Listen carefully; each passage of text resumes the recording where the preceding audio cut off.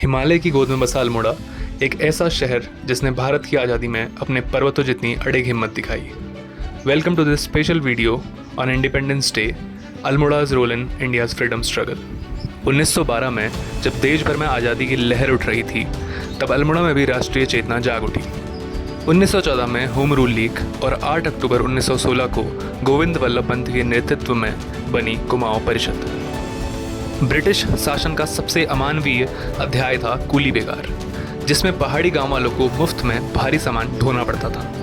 अल्मोड़ा के कुमाऊं केसरी बद्रीदत्त पांडे ने अल्मोड़ा अखबार और शक्ति से जनता को जगाया। 13 और 14 जनवरी 1921 बागेश्वर के सरयू गोमती संगम पर हजारों लोगों ने बेगार के रजिस्टर नदी में फेंके और शपथ ली, अब बेगार नहीं करेंगे। गांधी जी ने भी इसे कहा रक्तहीन क्रांति। जून 1929 गांधी जी पहुंचे कौसानी।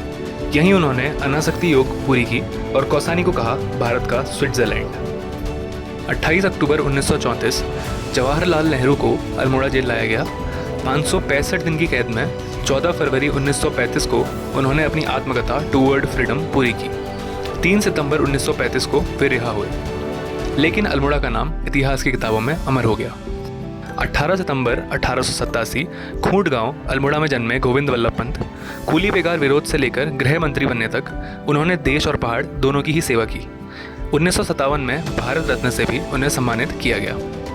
अगस्त 1942 भारत छोड़ो आंदोलन की लपटें अल्मोड़ा तक पहुंची। प्रदर्शन, गिरफ्तारियां और पहाड़ की गूंज अंग्रेजों भारत छोड़ो। अल्मोड़ा की प्रेस, अल्मोड़ा अखबार और शक्ति ने शब्दों को हथियार बनाया। सरकारी दमन के बावजूद ये आवाज़ें गांव-गांव पहुंची और आज़ादी की चिंगारी फैल गई। अल्मोड़ा, जहां विचार, संघर्ष और बलिदान ने मिलकर इतिहास रचा, यह शहर सिर्फ एक जगह नहीं बल्कि स्वतंत्रता संग्राम का जीवंत अध्याय है। आज इस दिवस पर हम सलाम करते हैं उस जज्बे को जिसने भारत को आज़ाद बनाया था। जय हिंद, जय भारत।